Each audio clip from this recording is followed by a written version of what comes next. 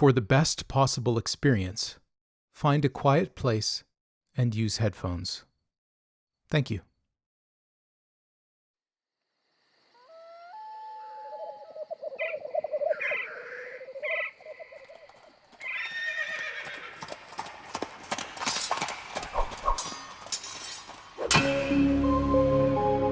Past bedtime.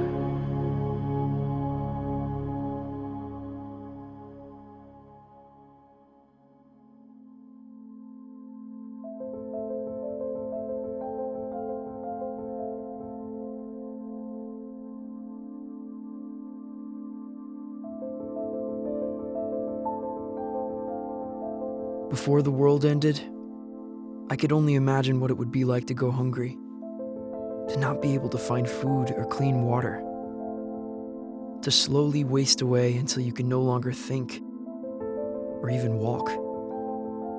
A death so horrible, it's almost impossible to comprehend. In my world, starvation is a very likely scenario, and your chances of survival depend on how well you can listen to your inner beast. In the old world, the beast could lie and rest, deep in the recesses of the mind, where it couldn't do any harm. Now, everything is life or death. That sound you just heard behind you could mean everything or nothing.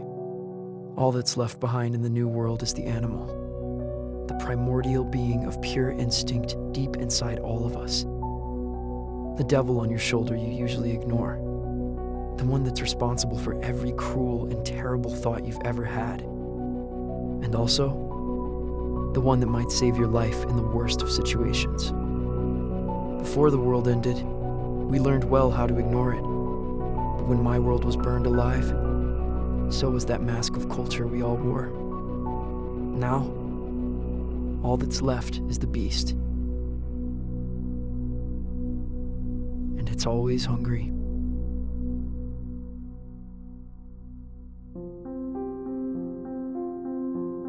Past Bedtime Studio presents Philip's Apocalypse.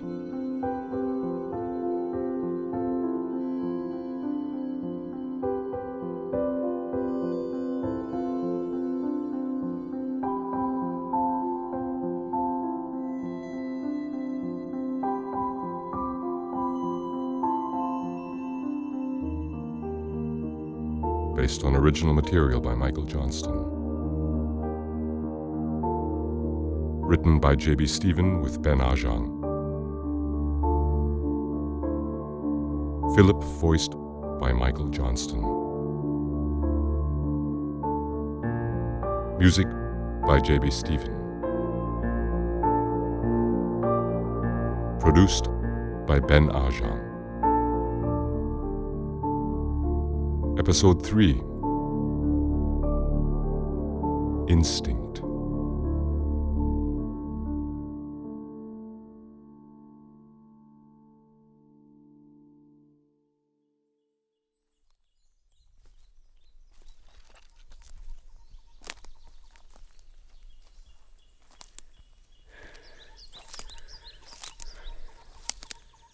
Where are you? Where are you? I know you're out there. I had never been hunting before. My uncle had showed me how to track animals when we went camping, but this was the first time I actually attempted to put those skills to use. It was not going well. And the sun was staring directly down at me, almost daring me to step out from the cover of the trees.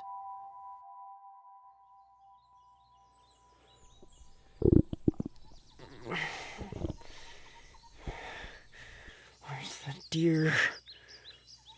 It had been some time since my encounter with the wolf, and I'd been pursuing the deer for the last 2 days. I'd run out of food a day before that. The valley in which I found myself was nearly untouched compared to the burnt and charred places I was normally acquainted with. Maybe it was the mountains that had protected the forests from the heat burst. I couldn't say for sure, but the protests of my stomach quickly turned my attention elsewhere. In my quest for the deer, I had passed on opportunities to scavenge, and I was quickly losing myself. The beast was becoming more in control as time went by.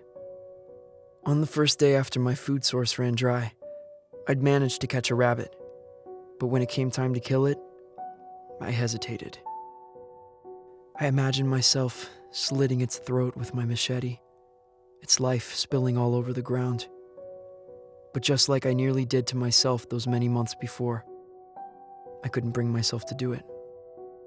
I suppose, in a way, in that moment, sparing that rabbit was me sparing myself.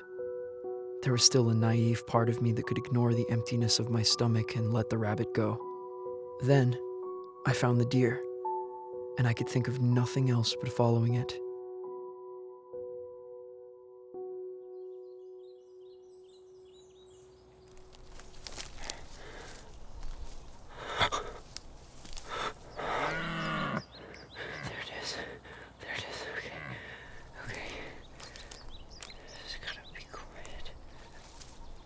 Okay. Huh? Something had stirred behind me. What's that? I'd gotten used to assuming that I was being followed, whether it had any merit or not. It was that animal in the back of my mind responding to the slightest variation in sound. Though, being on edge all the time had the unfortunate side effect of making me tired. And hungry.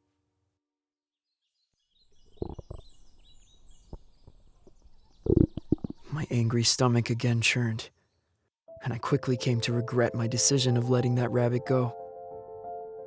In between gurgles, I told myself over and over that I would never let such ridiculous sentiment get to me ever again. It was only a rabbit, and it shouldn't have made any difference to me. But it did. I didn't know whether to feel decent about sparing its life or terrible for ignoring the state of my own. If I was going to make it home again, I needed to stay alive, stay nourished, eat whatever I could, do whatever I needed to do to make it back. I saw the deer as means to an end. Killing it to feed myself was a major step towards home, one more hurdle I needed to clear. More time spent without food was not an option.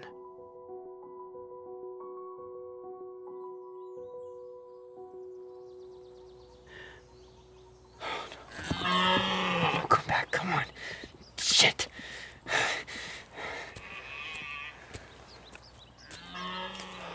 are you going?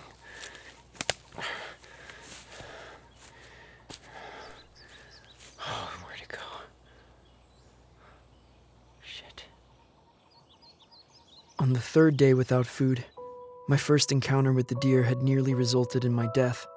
I was lucky to escape with only a few gashes, but was unable to inflict any damage on it. Yet I continued to hunt it, the hungry beast inside of me hopelessly pursuing prey that far outmatched it. On the fifth day without food, the day where I now found myself nearly right next to the deer, I was determined to kill it with whatever means I had. I had even begun stalking it in the daytime, against my better judgment, but logic and reason were no longer in control of my actions. It was raw hunger.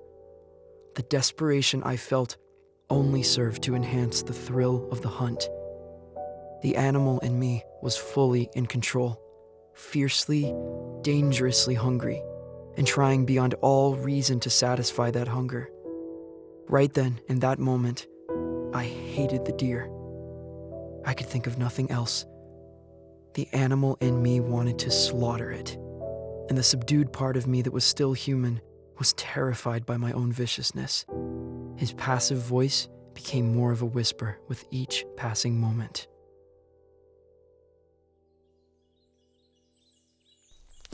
Oh, okay. All right. I watched it, grazing in the distance, the pangs of hunger focusing my senses. The rational part of me already knew that I didn't have the tools to effectively hunt a deer, especially a buck with a very dangerous set of antlers. But I was getting dangerously close to malnourishment. It was me or the deer.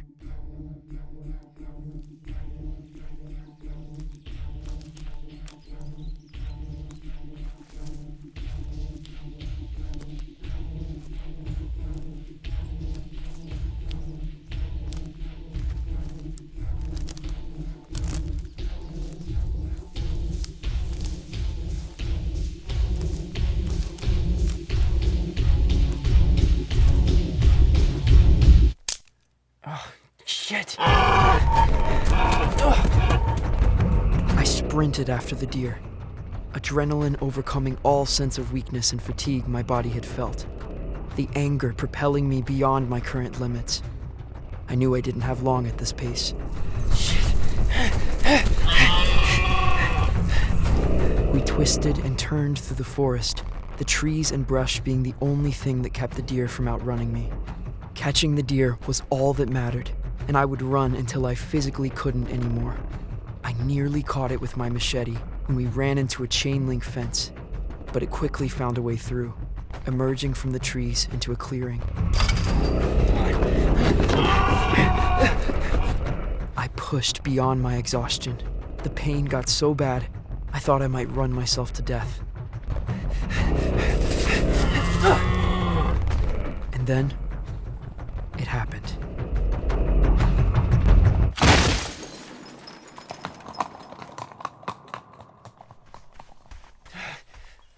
Come back!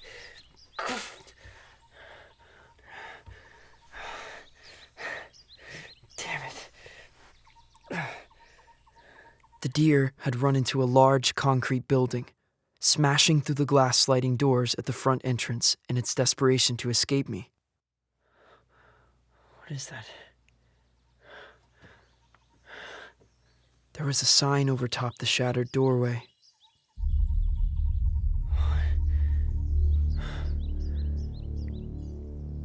Embrace Hospital. Hospital. Out here? What the hell? I was at an impasse, but I couldn't give up yet. The front doors appeared to be the only entrance on this side of the building. And if it was, I might have a chance of cornering it inside. I could only hope for a cheap shot at this point, and there was one thing I knew for sure. I wasn't about to let it go.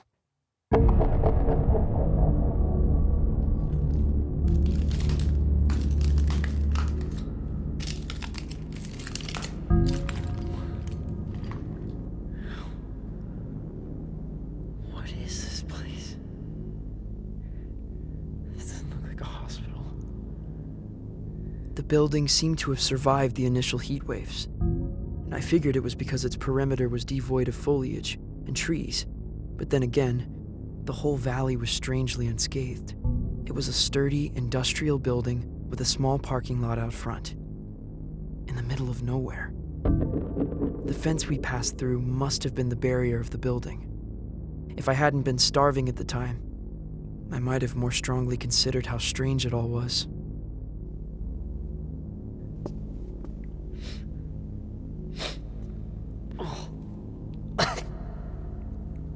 The smell of decay quickly stung my nose. Oh, shit. And I nearly retched, despite being well acquainted with it. Something's dead.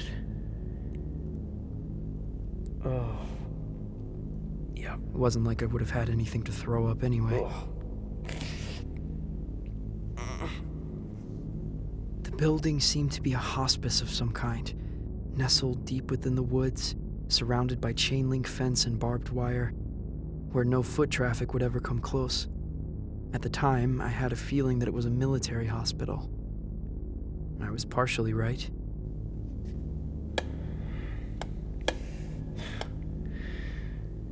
Oh yeah, that's right. Wishful thinking.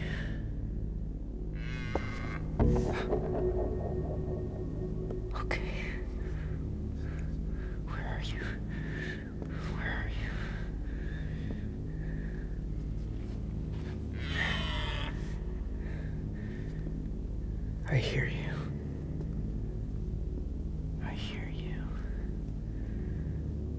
deer had found its way to the back of the building, trapped by closed doors and a likely inoperable elevator.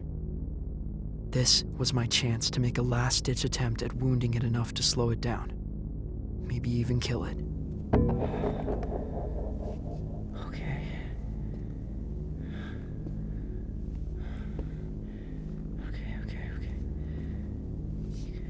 The hallway was narrow, and I was putting myself in a dangerous position. The deer was watching me very closely. Alright. Just be calm. Be relaxed. I was talking more about myself, I'm gonna do this. not so much the deer. Okay. The closer I got, the more it began to panic, thrashing around and denting the elevator doors with its antlers. That's right.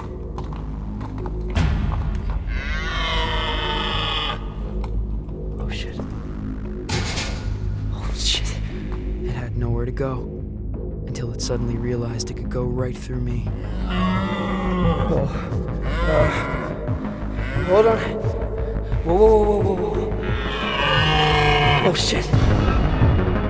The deer charged straight at me, leaving me no room to get around it. I turned and ran.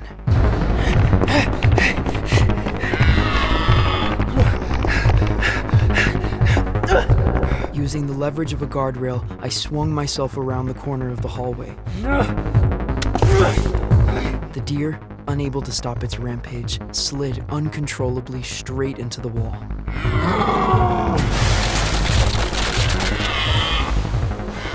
I reached the front lobby of the building. I turned around to face the deer. I had no options left. No. You are not getting past me. If I let it get past me now, it would escape back into the woods, and I wouldn't have the energy to chase it down again. I stood my ground, machete in hand. I only had one chance to slow it down.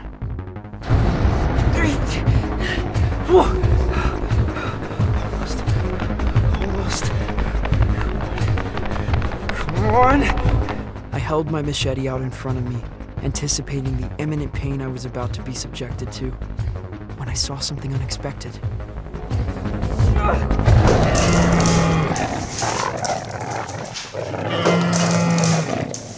A shadow leapt from an open door on the right side of the hallway, plowing into the deer, knocking it off its hooves and onto the ground against the wall. What the? I was breathless, confused. The hallway was dark, only the natural light from the open door and the lobby behind me faintly lighting the surroundings.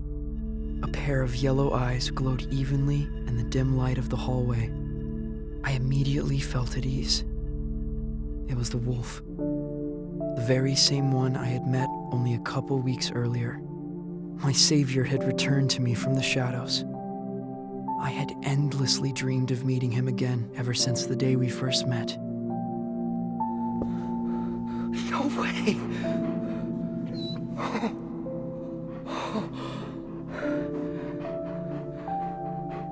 I never thought I'd see you again.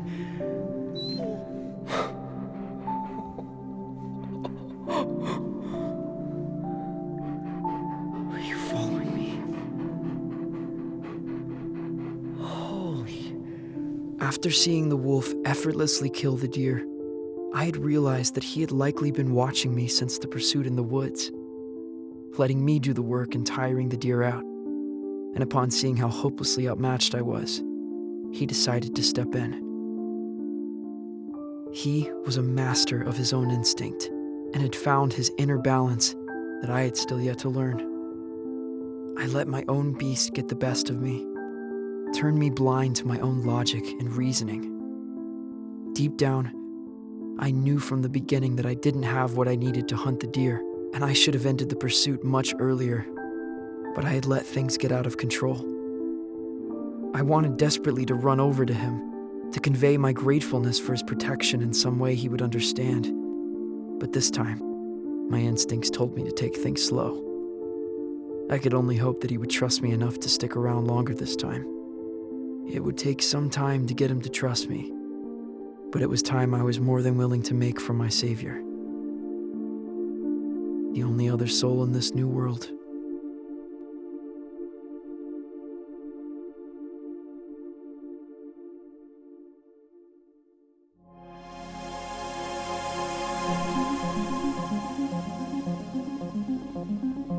Philip's Apocalypse, in association with Michael Johnston Media, is a Past Bedtime Studio original production.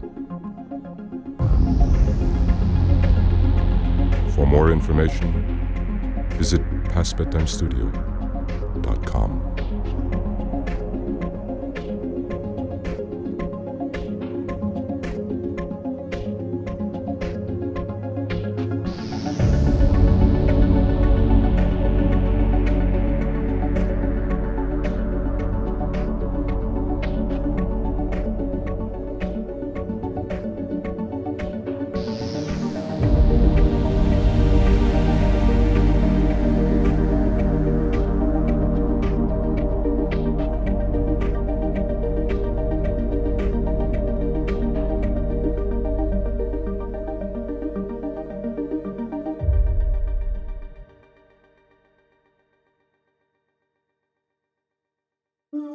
Past bedtime.